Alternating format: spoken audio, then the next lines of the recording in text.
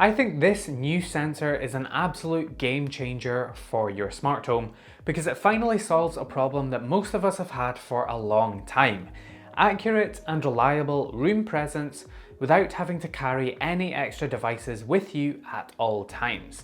I genuinely think this is one of the best pieces of smart home tech to come out in quite a while. Let's take a look. So this is the Aqara FP1. A sensor designed specifically for room presence detection. Now, you may confuse this with a regular motion sensor, which Aqara as well as a bunch of others also make, but the problem with motion sensors is that they are great for detecting motion like walking into a room, but if you are sitting relatively still inside of that room, maybe at a desk or watching TV, where there is very little motion happening, motion sensors won't be able to pick that up, and this causes a knock-on effect where if you want to turn your lights and devices off when a room isn't occupied, motion sensors aren't often reliable enough to do that, and that's where the FP1 comes in.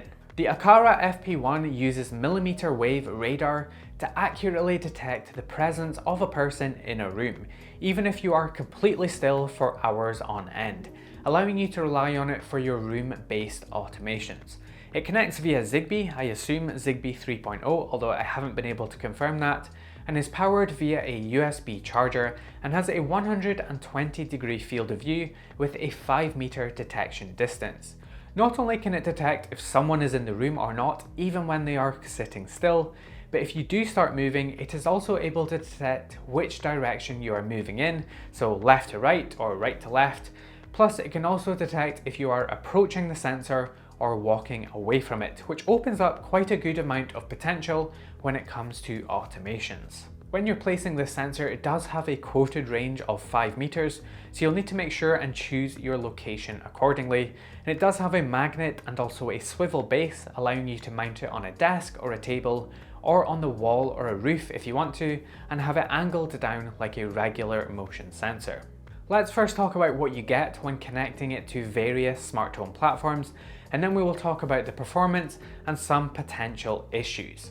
So firstly, I connected this to the Aqara app just to see what the behavior was like with it the way Aqara intended with all of its features, but the first problem is that the FP1 does not show up as a product to be able to add inside of the Aqara app, and that's because it's not sold in this part of the world yet, and we'll get to talking about that in just a minute.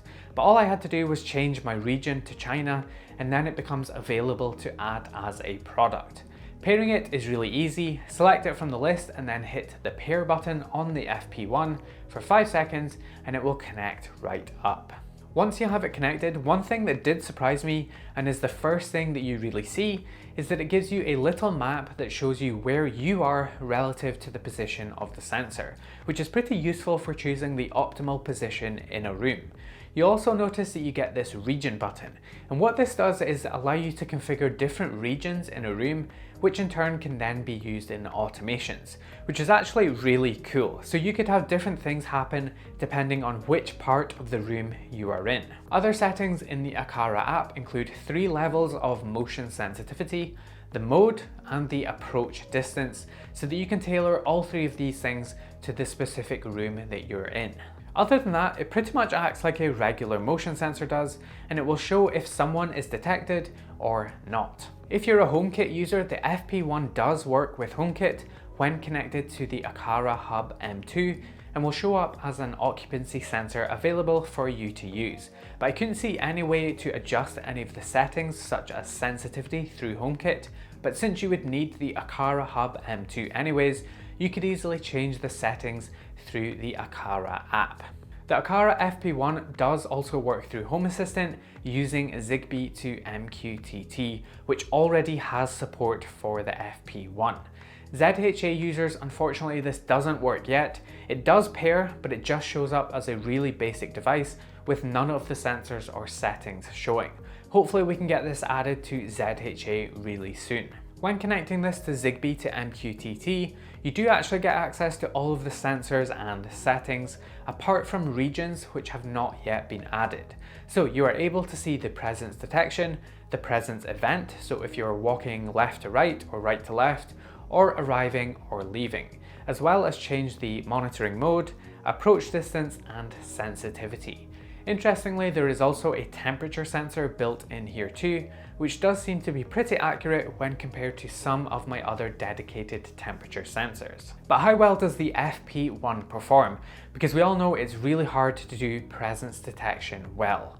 I'm not gonna lie, I went into this with, shall we say, mediocre expectations, but the FP1 blew those right out of the water and performed much higher than I ever expected it to. So I placed the sensor in our living room, as that is typically where we have the biggest problems with motion sensors, because when we're watching TV there is not much movement happening, and it's where I have to have the timeout for our lights set much higher, otherwise they just turn off all of the time. So I placed the FP1 over in the corner and I set the timeout for our lights down to 1 minute, meaning that if it thought no one was in the room for 60 seconds, all of the lights would turn off immediately. And amazingly, it never triggered falsely even once. I could have set the timeout down to 1 second and it would still never have turned off when we were actually in the room. Quite a few times we sat in the room for 2 or 3 hours at a time, and not once did it falsely think we had left. And then when we did both get up and leave for a minute, it would recognize that right away and turn the lights off.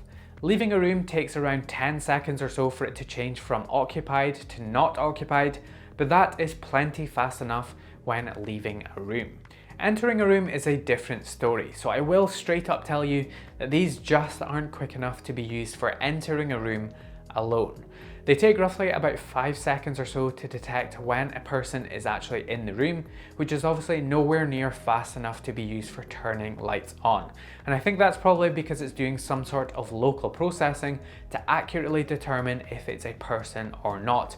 And obviously, as mentioned, it does do that very well. It's just a bit of a speed trade-off. It's not the end of the world, because I'd probably recommend pairing these with a motion sensor to have your lights turn on when triggered by that motion sensor, so it's as fast as possible, but have this turn them off when the room is unoccupied. So basically have the motion sensor turn your lights on and then have the FP1 turn them off again. I also left this plugged in on my bedside table one night when I went to sleep, as that is a really good test of obviously staying still, and sure enough it was completely accurate with no false readings. I was pretty stunned at the performance. I expected to get 1 or 2 blips where it would think I had left the room, but to get 0, I was pretty shocked. The beauty of this sensor is that unlike any other methods of doing presence detection like Bluetooth tracking, you don't have to have another device or sensor on you at all times to make it work. And you don't have privacy problems like you would if you were to use a camera-based solution. So let's talk about some of the minor problems with this sensor. Firstly, its availability. So, funny story, I tried multiple times to convince Aqara to send me one of these, and they would not do it because it's not currently available for sale anywhere outside of China. So I ended up buying this unit from AliExpress. I asked Aqara why it's not for sale over here yet, and they mentioned that they are still evaluating whether or not to sell these outside of China and whether or not there is actually a market for them. So I'm sure Aqara is going to be closely monitoring this video since I circumvented them.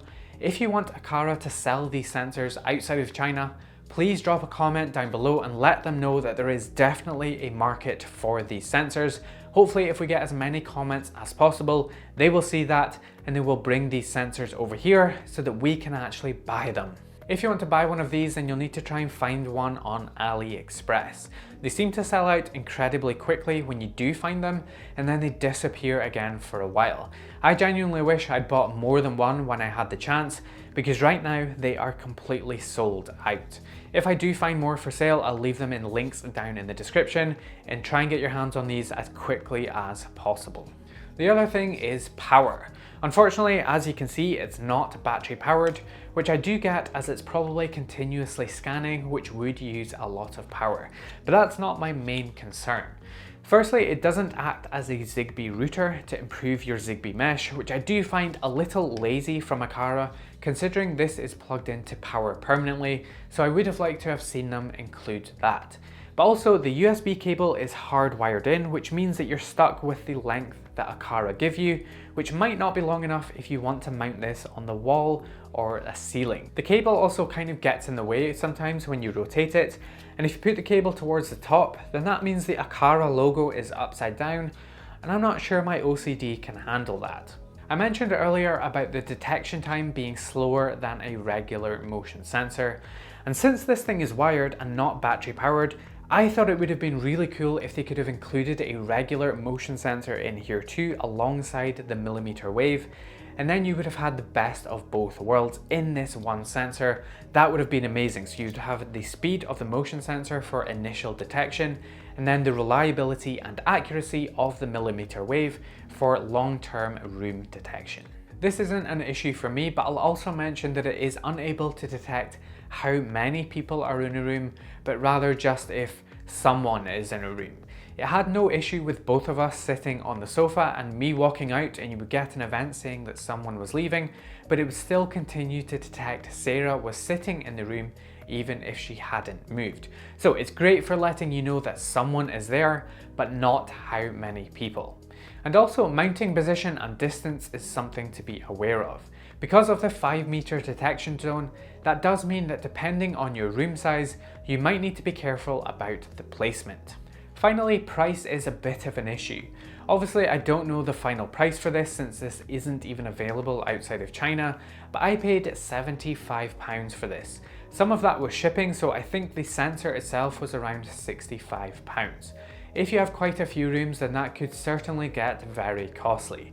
For this house alone, which isn't that big, I'd need around 10 of these to cover every room, which would be around £650, which is very steep.